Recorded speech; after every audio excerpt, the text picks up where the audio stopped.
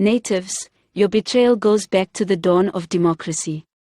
When was the biggest land heist in SA?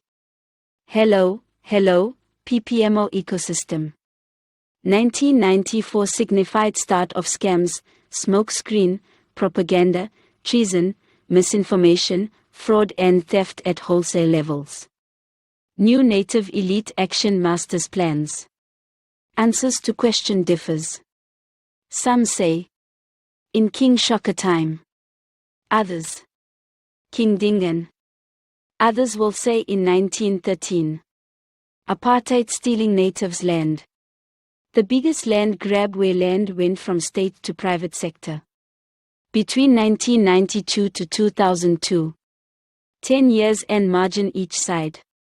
So we had interim government and then came Mandela's one term. Fact: in 1992 90% land owned by state, 10% private.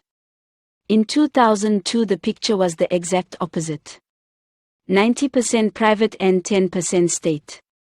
How did this grand-scale theft happen if Mandela's ANC had native interests?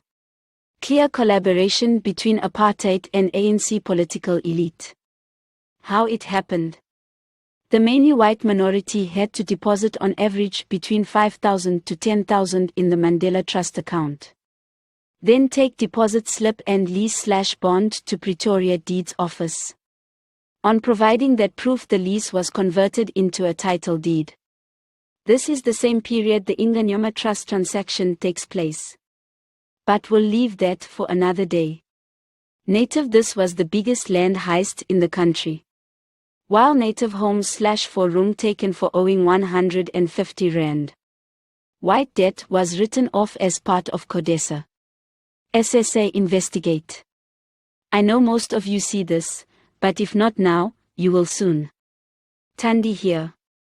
Awesome, have a great one.